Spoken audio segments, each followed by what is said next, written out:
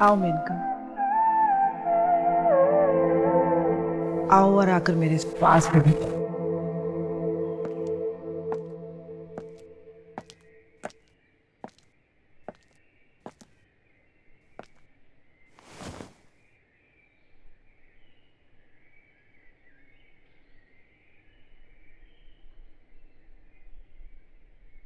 क्या लोगी?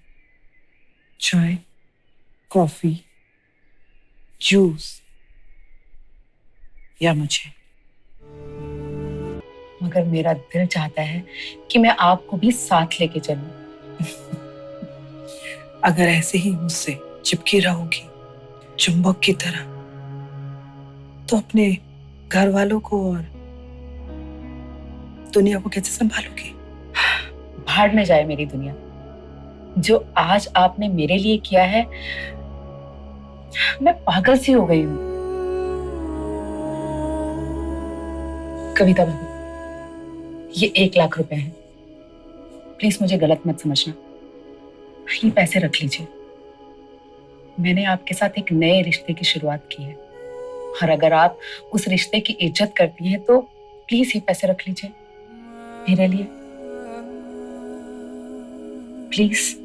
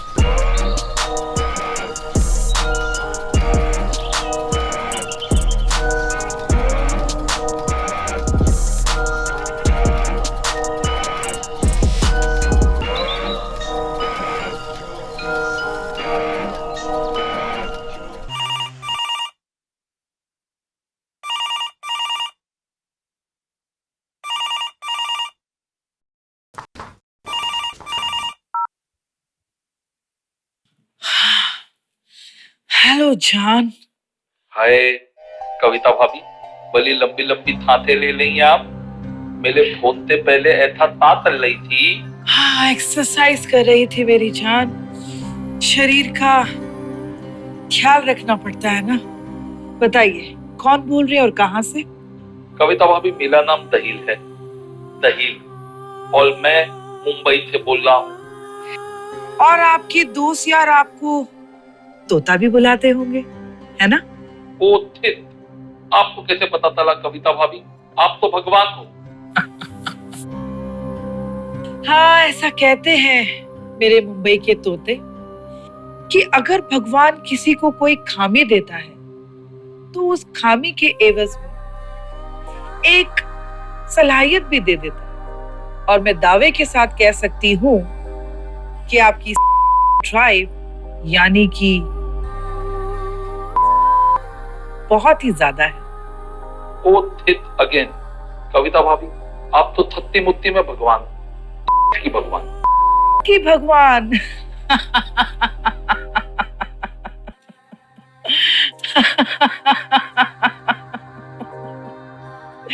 आप समझी। चलिए, भगवान अगर आपने बोल ही दिया है तो एक करिश्मा और देखेंगे आप। चलिए, मेरा नाम लीजिए कविता भाभी। एक बार फिर से। कविता भाभी। देखा मेरा करिश्मा? आप मेरा नाम लेते वक्त नहीं तुतलाए, बिल्कुल साफ साफ आपने मेरा नाम बोल दिया। ओ थित वंत मोल, ऐसा क्यों कविता भाभी? वो ऐसा इसलिए मेरे मुंबई के तोते कि कविता भाभी चीज ही कुछ ऐसी है। अगर कोई एक बार कविता भाभी का नाम ले ले तो वो पूरी जिंदगी उनका नाम साफ साफ बोल सकता है। हाँ वो तो है, मगर मेरी समस्या अलग है कविता भाभी। पिछले 2 हफ्तों से मेरे साथ कुछ ऐसा होला है कि मैं कल नहीं पाला हूँ। भूख मिटाने कोई मिलता ही नहीं। क्यों, शादी नहीं हुई आपकी? हुई थी। मेरी भूख देखकर बीवी घर छोड़ के भाग गई। ओह, तो कोई गर्लफ्रेंड? नहीं, कोई मुंह ही नहीं लगाता। बाजार तो जाते ही होंगे आप। पुलिस वालों की लेत की वजह थे यहाँ सब कुछ 1 महीने के लिए बंद है। अब तो बस से काम चलाना पड़ता है, अपना दगन। मैं समझ सकती हूँ। हाँ, मैं समझ सकती हूँ मेरे मुंबई के तोते कि तुम्हारा तोता कितना उदास हो चुका होगा। मेरे साथ भी बिल्कुल ऐसा ही हुआ था। 2 हफ्ते तक, पूरे 2 हफ्ते तक मैं भूखी थी। कोई भी नहीं था मेरी बुझाने के लिए। सोचो। अच्छा, फिर क्या, मुझे बाद में समझ आया कि जिस हीरे की तलाश में मैं 2 हफ्ते से यहां वहां ढूंढ रही थी, वो तो हर दूसरे दिन मेरे घर आया करता था। मेरी सासू माँ की साफ सफाई करने के लिए जिस नर्स को मैंने रखा था, वो विजय राममूर्ति, 28 साल का जवान लड़का, कटीला बदन, बॉडी के साथ।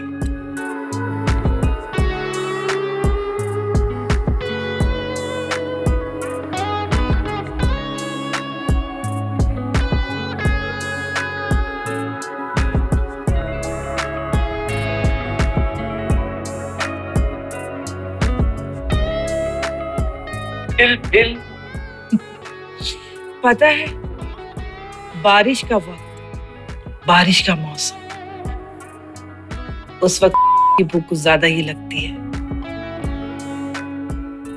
उस वक्त भी बरसात का ही मौसम था। हाँ कविता भाभी, ये बात तो आपने बिल्कुल ठीक कही, क्योंकि अक्सर मैं खुद देखता हूँ कि बरसात के मौसम में मैं एक बाल नहीं, पूरे ताल बाल बादलों में जाके करता हूँ। ऐसा नहीं था कि मैंने भाप नहीं लिया था। मैंने बिल्कुल भाप लिया था कि ये विजय मुझ पर मरता है। मेरे जिस्म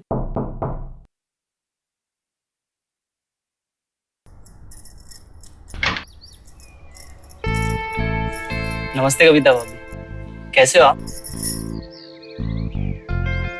मैं बिल्कुल ठीक हूँ विजय। आओ अंदर।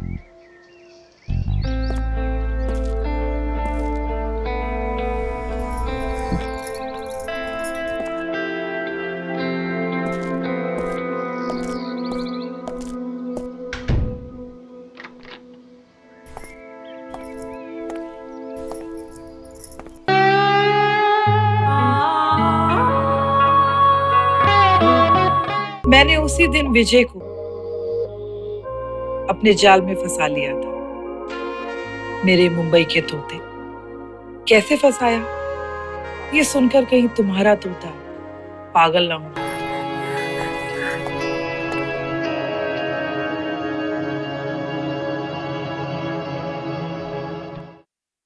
ये क्या गंदी हरकतें कर रहे हैं विजय आप, और वो भी मेरी मम्मा के बाथरूम में। क्या आपकी कंपनी को पता आप ऐसी हरकतें करते हैं उनके क्लाइंट के घर पे जाके? बेवकूफ मत बनाओ मुझे विजय। मैं जानती हूँ तुम मेरे साथ रहना चाहते हो, मगर मेरे तरीके से। एक्साइटमेंट ना होना करने का मजा ही नहीं आता।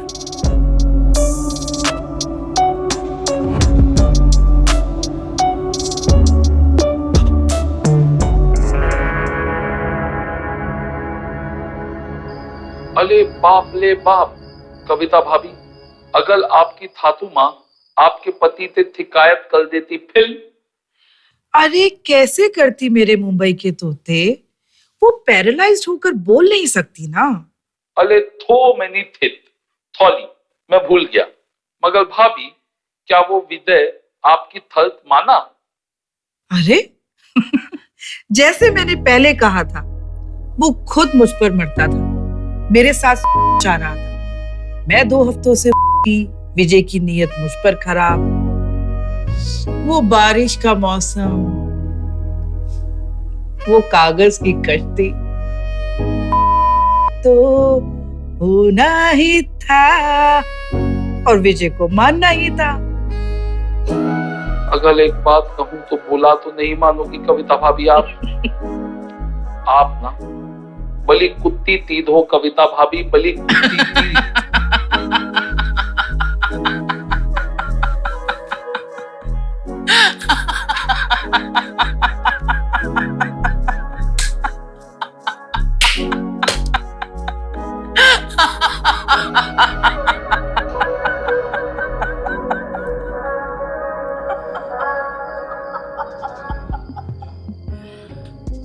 कविता भाभी जो कुछ भी हो सिर्फ आप लोगों की प्यार और मोहब्बत की वजह से हो।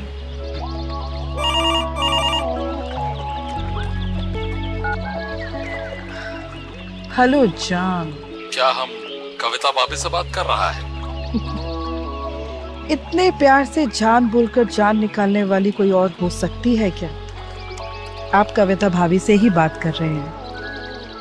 आप जो शब्द बात करने के लिए चुनती है ना, यकीन जानिए वो शब्द भी आग लगा देते हैं। क्या ये सारे शब्द आपको कोई लिख कर देता है कविता भाभी? जी हाँ, ये सारे शब्द मुझे जिंदगी लिख कर देती है। वाह, तीर की तरह दिल को चीर गए आपके शब्द। बताइए कौन बोल रहे हैं और कहाँ से? कविता भाभी, हमारा नाम असीम बासु है और हम कलकत्ता के रहने वाले हैं। ओह, कलकत्ता, मिठास से भरा शहर। वहाँ कोई औरत हो या मर्द, सभी मीठा बोलते हैं। एक बात पूछूं असीम बाबू, क्या मैं आपको बाबू कह सकती हूँ? कविता भाभी यकीन कीजिए, आप तो बिल्कुल अपनी लग रही हैं। हाँ, तो मैं क्या पूछ रही थी? क्या आप कोई लेखक हैं? बूढ़ी बाबा, बोलने वाले आपके बारे में बिल्कुल ठीक बोलते हैं कविता भाभी। आप तो अंतर्यामी भी हैं। आपने कैसे पहचाना कि मैं लेखक हूँ? ये निगोड़ी जिंदगी मुझे इतना सिखा चुकी है कि मैं लोगों को पहचानना जान चुकी हूँ। चिंगारी कोई जब जब भड़कती है ना इस दिल में, इस जीवन में, तब तब कोई ना कोई असीम बाबू आकर उसे। वाह वाह वाह, खूब फालो कविता भाभी, खूब फालो। नॉकआउट। आपसे शायद बातें करते करते ये असीम बाबू दूसरी दुनिया में चला जाएगा। दूसरी दुनिया में? मेरी उपन्यास की प्रेरणा की दुनिया में कविता भाभी, इंस्पिरेशन। आपके शब्द मुझे धीरे धीरे प्रेरणा दे रहे हैं। वाह कविता भाभी वाह, क्या कहानी है। सुनकर बदन का एक एक बाल खड़ा हो गया साला। आगे बताइए ना कविता भाभी, फिर क्या हुआ? फिर क्या होना था असीम बाबू? अगले दिन मेनका को मैंने अपने घर बुलाया। वो घर आ तो गई, मगर वो वक्त दोपहर का वक्त था और अभी अभी ही आंख लगी थी मेरी। कविता भाभी, आखिर ये मेनका थी कौन? मेनका एक 27 साल की औरत थी, मर मिटी थी मुझ पर। एक बहुत ही बड़े परिवार की थी, उसका अपना बिजनेस था। मगर कविता भाभी, और का तो कोई इलाज नहीं होता।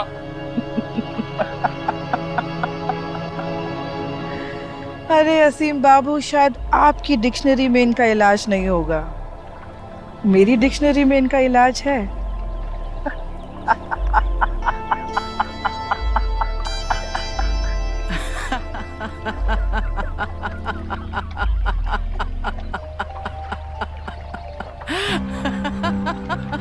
मेनका अपनी बिजनेस ट्रिप से वापस आई था कि वो मेरे बदन से लिपट कर होती। मैं कुछ नहीं करती थी, मगर उससे एक अजीब सा मजा आता था।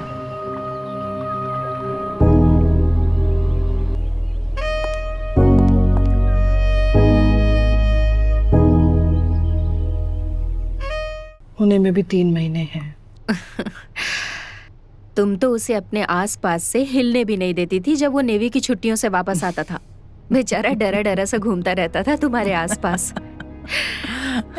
लेकिन अब उसके बगैर 3 महीने निकालोगी कैसे? बस यही जिंदगी है मेरी। अच्छा एक बात बता, जब करण नहीं होता है तो तुम्हें अकेलापन नहीं काटता क्या? यार काटता तो है, मगर अब तू ही बता क्या करूं। मेनका, जब तुझे लड़कों की जरूरत पड़ती है तब क्या करती है? मैं बाहर का खाना रास्ते के ढाबे से खाती हूँ, वो भी हर हफ्ते, कोई झंझट नहीं। इसका मतलब तूने बाहर कोई लौंडा पाल रखा अपना बॉयफ्रेंड बनाकर। कविता मैडम, जवान लौंडों का वक्त जा चुका है और अब तुम 1998 में जी रही हो। जमाना बदल चुका है। मतलब कि मैं अपना बाहर का खाना रास्ते के ढाबे से खाती हूँ, कोई झंझट ही नहीं। मैं समझी नहीं। तू एक काम कर, आज रात मेरे साथ चल, तुझे एक चीज दिखाती हूँ।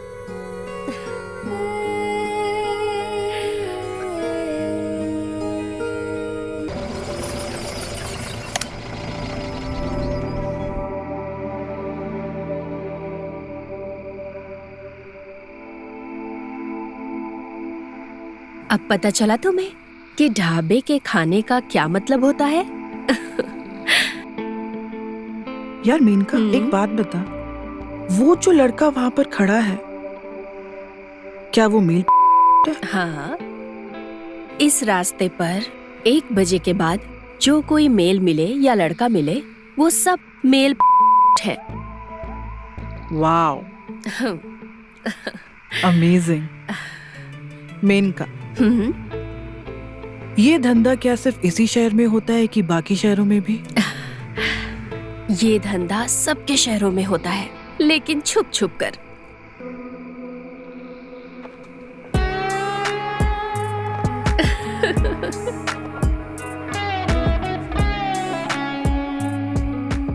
नाम क्या है तुम्हारा? तुम्हारे फेवरेट हीरो का नाम क्या है? मिथुन। तो मुझे आप अपना मिथुन ही समझो। ये कैसे जवाब हुआ? इसका मतलब है कि यहाँ कोई अपना असली नाम और असली आइडेंटिटी नहीं बताता है। फिर चाहे तुम उस पर इल्जाम लगाकर केस डाल दो, फिर भी नहीं। अच्छा चलो गाड़ी में बैठो। तो कहाँ ले जाकर मेरी इज्जत जाएगी? खार घर की पहाड़ियों में चलेंगे, वहाँ कोई आता जाता नहीं है ना। जा चुका हूँ मैं एक लड़के के साथ, और कहाँ से वहां पर। ओह, तो इसका मतलब है कि तुम मर्दों की भी। तो तुम्हें लूटने से पहले तुम्हारा कविता, जरा जाओ उतर कर और चेक करो।